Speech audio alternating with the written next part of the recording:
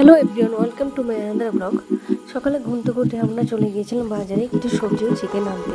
অনেকদিন ধরে আমার বড় বায়না করেছিল চিকেন দম বিরিয়ানি খাবে, তাই এতদিন সময় করে বেরিয়ে উঠতে পারেনি। তাই আজকে যেহেতু সানডে আছে, তাই আজকে একটু চিকেন বিরিয়ানি বানাবো। প্রথমে আমি চিকেনটাকে ম্যারিনেট করে ফ্রিজে রেখেছিলাম 1 ঘন্টা ধরে। তারপর ডিম আর আলু সিদ্ধ করে রেখেছি, তারপর কিছু বেরেস্তা ভেজে রেখেছি।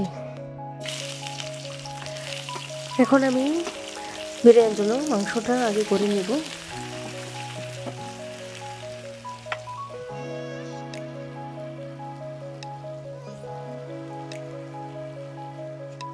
আমার চিকেনটা এখানে ফ্রাই হয়ে যাচ্ছে।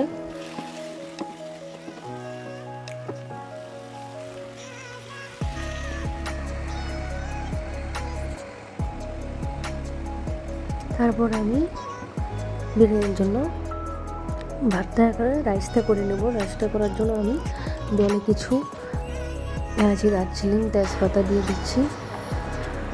তারপরে একটু তেল দিয়ে দেবো আর চালগুলো দিয়ে দেবো। রাইসটা হয়ে গেলে তারপরে আমি দমের জন্য প্রিপারেশন নেব। দমের জন্য আমার প্রিপারেশনের জন্য কিছু পুদিনা পাতা আমি আমার গাছ থেকে তুলে নিলাম। এটা দিলে বিরিয়ানিটা একটা সুন্দর একটা ফ্লেভার আসবে। তারপর এখানে আমি বিরিয়ানি দমটা দিয়ে দিব। দমের জন্য এক করে আমি কিছু ঘি দিয়ে দিলাম প্রথমে, তারপর রাইসটা দিয়ে দিলাম।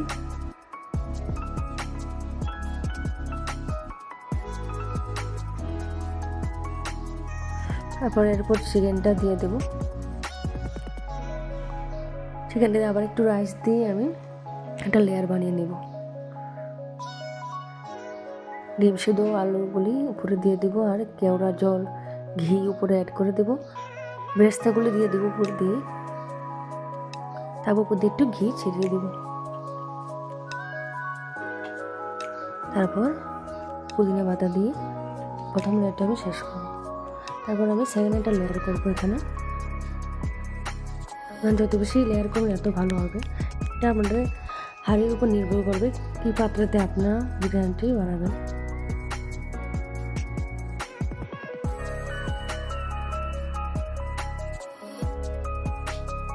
তারপর আমার সমস্ত লেয়ার শেষ হয়ে গেছে, বিরিয়ানিটা দমের জন্য তৈরি হয়ে গেছে।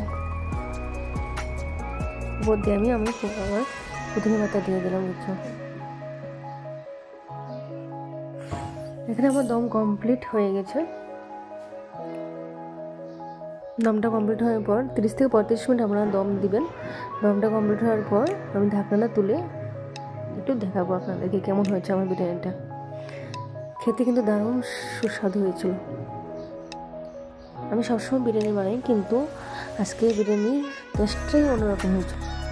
আমার ভিডিও যদি আপনাদের ভালো লাগে থাকে, প্লিজ আমার চ্যানেলটি সাবস্ক্রাইব করে দেবেন ও একটি লাইক ও কমেন্ট করে দেবেন। Thank you for watching my video. Tata.